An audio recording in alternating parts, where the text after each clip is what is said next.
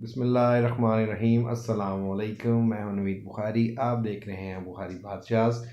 और आज हम अल्लाह के फ़ज़ल से शुरू करने जा रहे हैं यहाँ पे एक लीगल सेगमेंट की सीरीज़, जिसमें मैं और आप मुहातब हुआ करेंगे यहीं से, right from the civil courts, मेरे ऑफिस से। उसकी रीज़न ये है कि बड़ी देर की मेरी इंटेंट थी, मेरी कोशिश थी कि मैं आप लोगों से उस चीज़ पे बात करूं जो मेरी एक्सपर्टीज़ हैं, जो मेरी सर्विसेज हैं, मैं जो मेरे पास नॉलेज है या जो मैं डिलीवर कर सकता हूं, जो आपके कल को काम आ सकता है उसमें।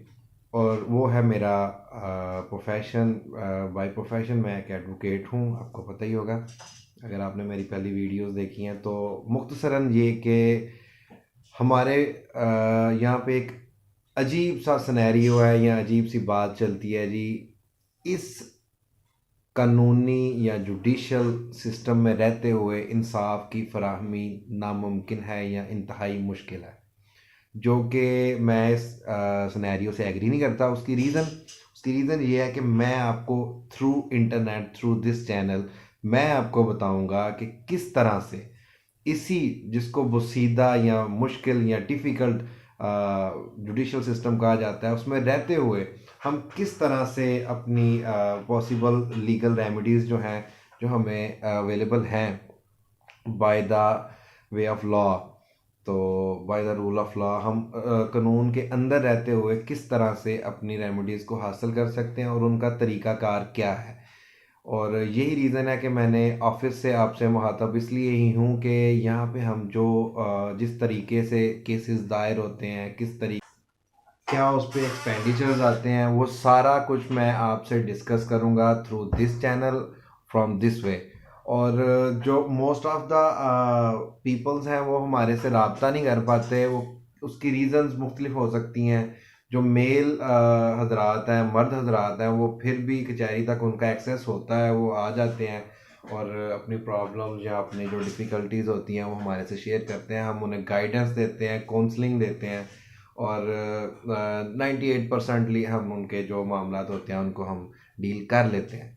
लेकिन मेन मसला जो है वो है हमारा डायरेक्ट इंटरेक्शन नहीं है हमारी बहनों से, हमारी माँओं से, हमारी बेटियों से। जो हमारी ख़वातीन हैं वो कचहरी तक या तो उनका एक्सेस ही नहीं होता, और या फिर अगर एक्सेस होता भी है तो वो बहुत सी ऐसी प्रॉब्लम्स उनकी होती हैं जो वो डिस्कस नहीं कर पाती।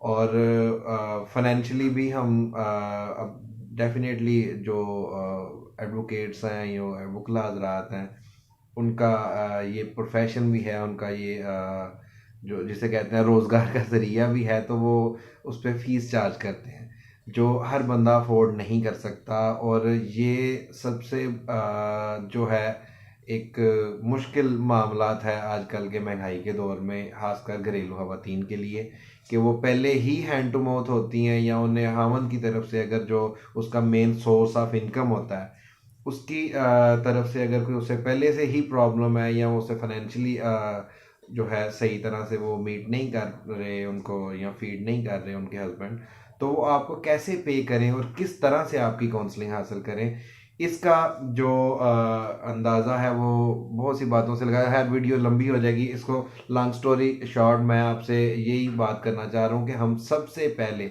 जो टॉपिक चूज़ करेंगे अपने लीगल सीरीज़ में, वो होगा, वो टॉपिक जो होगा वो होगा ख़वातीन के मसाइल के मतलब।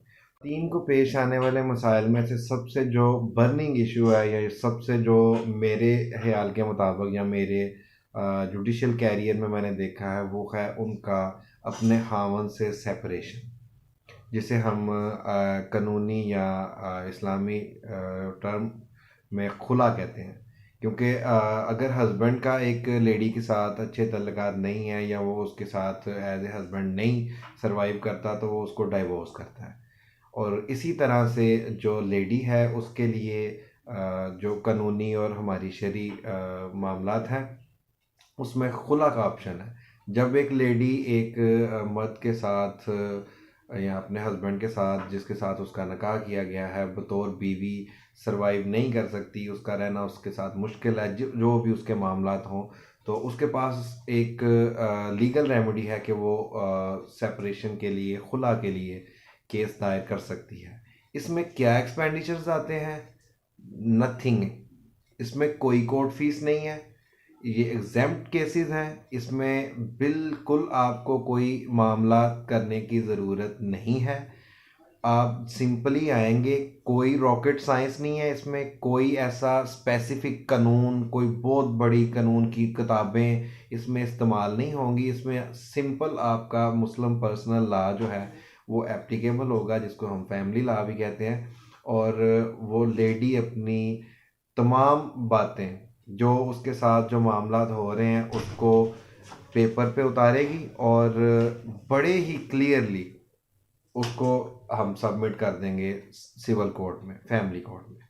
फैमिली कोर्ट आपको सुनेगी, सम्मन करेगी आपके हस्बैंड को, और फिर उसके बाद ट्राई करेगी मसालहत की कि आपकी कोई इन केस अगर कोई पैचअप होता है तो वो थ्रू कोर्ट हो जाए, आपको एक जगह पे एक सिटिंग पे बिठाया जाएगा।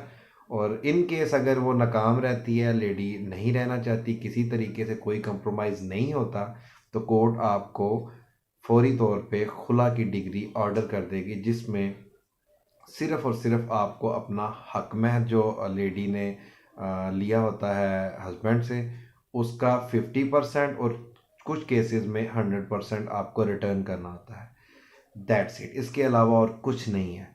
सिंपल केस है, कोई इसमें रॉकेट साइंस नहीं है। सिर्फ और सिर्फ आपको अपने जो एडवोकेट साहब होंगे उनको अगर वो जो भी मुनासिब समझे उनको थोड़ा बहुत लीगल फ़ी जो आपकी होती है वो पे करनी पड़ेगी। और इन केस अगर आप सियालकोट से बिलोंग करते हैं तो मेरी आपको ऑफ़र है सारी बहनों को कि मैं हाज़िर हूँ। आप जो भी आपके मसाइल हों आप मेरे से रब्ता करें।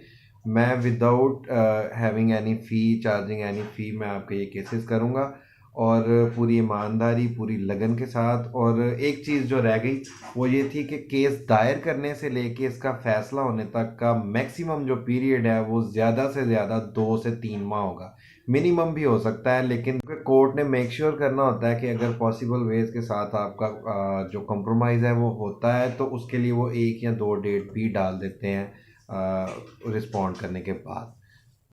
आई होप कि मैंने सारा जो सिनेरियो था इस केस के बारे में वो आपको समझ आ गई होगी। प्रोसीजर जो है मैंने वो भी बता दिया।